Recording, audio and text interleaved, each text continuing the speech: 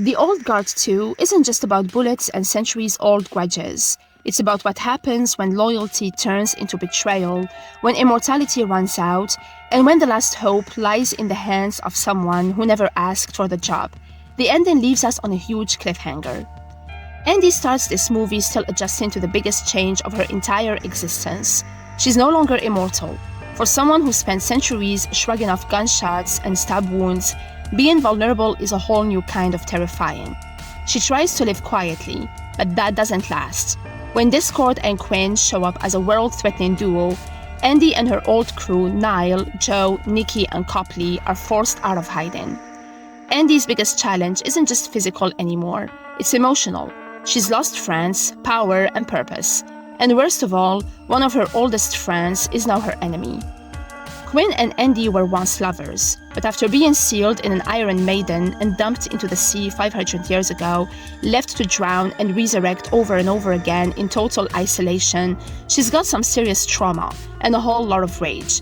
She's convinced Andy abandoned her, and that kind of hurt doesn't just go away. Enter Discord. She's revealed to be the first immortal, older and maybe even more dangerous than anyone else in the group. She finds Quinn, frees her, and feeds her anger toward Andy, until the two team up to take the world and Andy down. Here is where things get wild. Discord drops a cryptic line to Niall, saying that while she is the first immortal, Niall will be the last. Add to that the fact that Niall and Discord share matching birthmarks. This isn't just some weird coincidence. Tua, a wise old immortal with deep roots in their origin, tells the team something even more shocking. Niall might be a destroyer. If she wounds an immortal, that immortal loses their regenerative powers. When Booker confirms that Andy lost her immortality right after being cut by Niall back in the first movie, things start to click. To test it, Booker spars with Niall. She injures him, and just like that, his healing stops. He's mortal now, but keeps it secret from the team. Booker's been carrying guilt since the first movie for betraying the team, but this time he steps up. While trying to stop Discord and Quinn from setting off bombs that would have killed millions, Booker sacrifices himself to bring Andy back. Somehow he transfers his immortality to her. She starts healing again, he becomes fully mortal. In the chaos that follows, Booker dies. It's a heartbreaking but powerful end to his arc. He gave up eternity to fix his biggest mistake and save a friend. During the fight, Niall wounds Quinn, and since we now know that injuries from Niall strip immortals of their powers, that means Quinn becomes mortal too.